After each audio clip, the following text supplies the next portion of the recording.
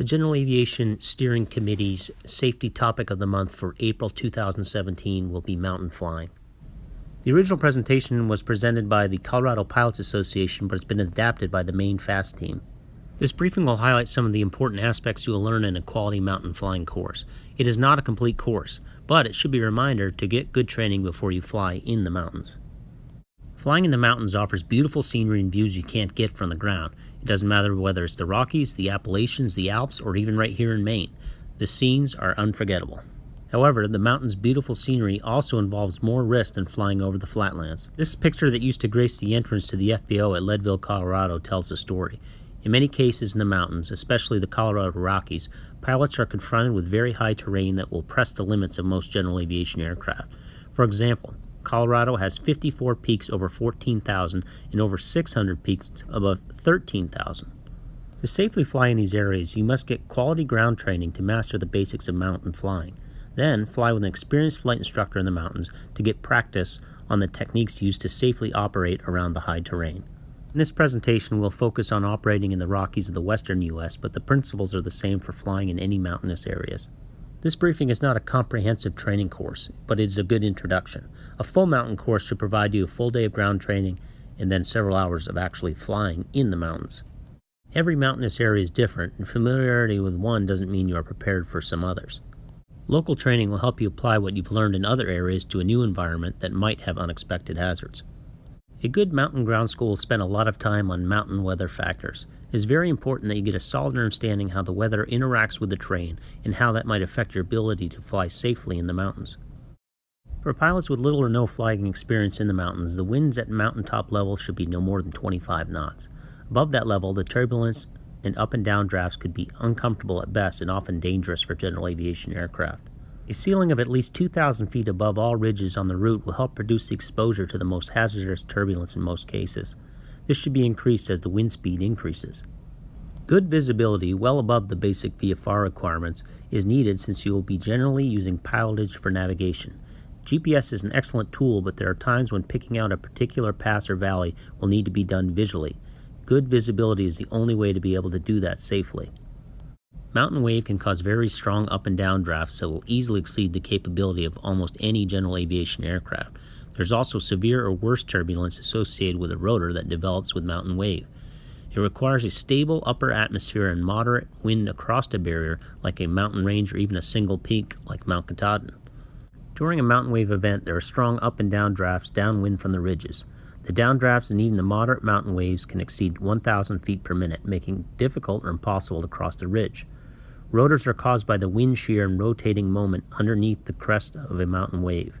The rotors will cause severe or greater turbulence and must be avoided.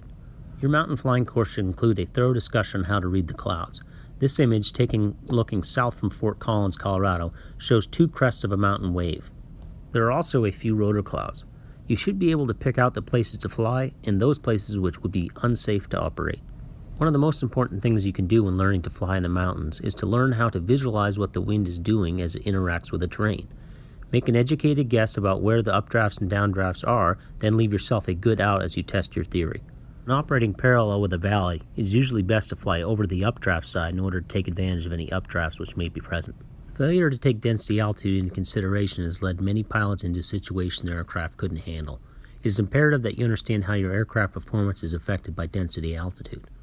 This image was taken at Centennial Airport in Colorado just before sunset one summer evening.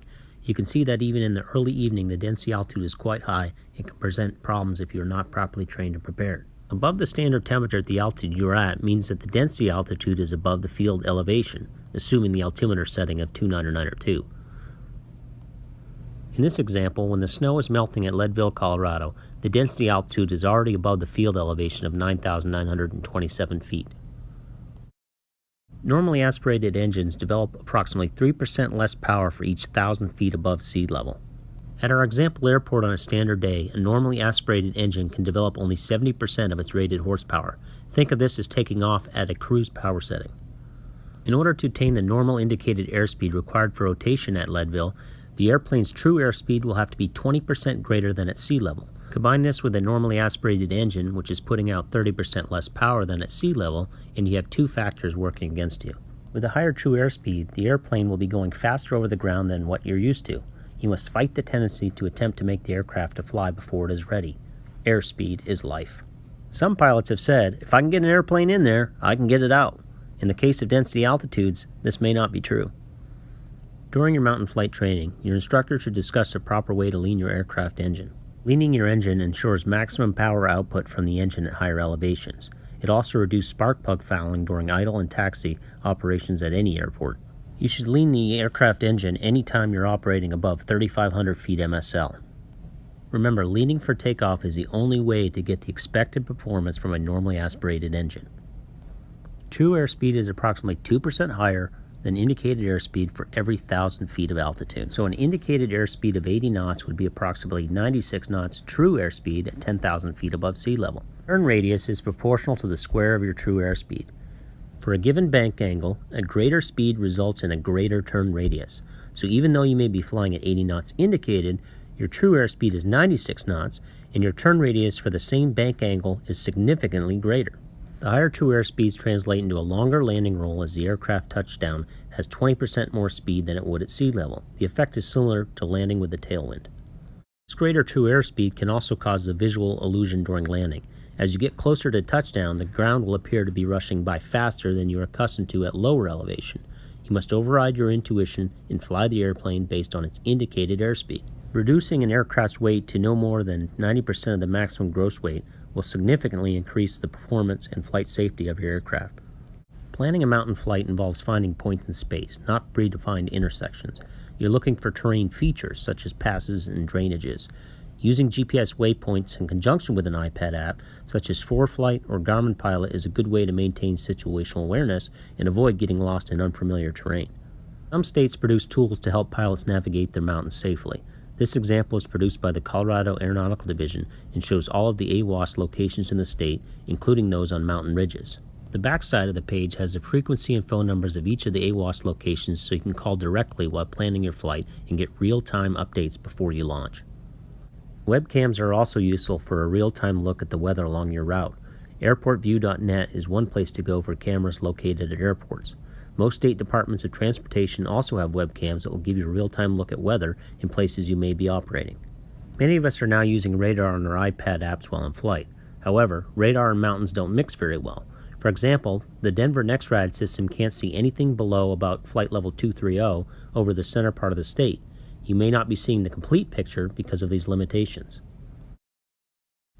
Picking the wrong route has claimed many pilots who didn't have local knowledge of issues that might be associated with some passes. For example, in Colorado, these 3 passes have historically had more aircraft accidents than any other passes in the state. Under the right conditions, you could of course use these passes, but most local instructors will recommend avoiding them in favor of nearby alternates. Hoping that bad weather will suddenly get better when we need it to has trapped many pilots.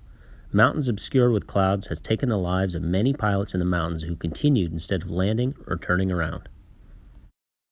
Before descending into a mountain airport, look at what your options are for go-arounds and takeoff routes. On this approach to the Glenwood Springs Airport, if you have not surveyed the area before descending, you might get here on final and wonder if that really is a box canyon ahead. Never fly up a canyon that you haven't already flown down so that you know if there's room to turn around. Never try to outclimb the terrain in any airplane. Before entering a valley or canyon, have sufficient altitude to safely clear the highest terrain to be encountered. Don't try to outclimb the terrain. Many pilots have lost the bet that their airplane can outclimb terrain that leads to a box canyon. Careful route planning will help avoid this. Doing adequate pre-flight planning will give you the correct heading to expect when picking the right valley to fly through. Making the wrong choice could get you into a position from which you can't escape. In this case, there are at least 4 valleys you might take, but only one is correct. The other 3 quickly become box canyons and rapidly rising terrain that you wouldn't be able to outclimb or turn around in. Always have a plan B and plan your escape. Do not enter a canyon which will not allow you a 180-degree turn plus a descent. Remember, turn radius increases as a square of true airspeed. It will be dramatically wider with even small increases in true airspeed. Alright, so let's pretend we didn't have a very good plan B. It's extremely important to stay with the airplane after an accident. Individual people are very difficult to see from a search plane. If you survive the crash, that means that the cabin is probably intact enough to be used as shelter until you are rescued. After the crash, remove the ELT from the aircraft, turn it on, leave it on, and let your rescuers turn it off. Satellites no longer monitor 121.5, so you have to depend on some ground station or other aircraft to hear it. 406 megahertz is monitored now, and the higher frequency gives a much more precise location for searchers. Some units also have the ability to transmit your GPS coordinates. PLBs can be good backups and can be carried in your pocket in case the aircraft's ELT is damaged in the crash. Spot, spider tracks, and other similar locators also have a way to signal that you need help. They also transmit your position back to a monitoring facility so searchers can narrow down the search area and find you much quicker. You can also always follow a good old-fashioned flight plan and stick to the plan. At a minimum, tell somebody where you're going in your planned route. The Colorado Pilots Association offers a comprehensive mountain flying training program. It includes a full-day ground school and a mountain training flight with an experienced mountain instructor. For information and class dates, contact the CPA at coloradopilots.org. Special thanks to the Colorado Pilots Association for putting this presentation together. And also, thanks to Maine Flying. Be sure to check us out on Facebook. Make sure you like us and follow our events.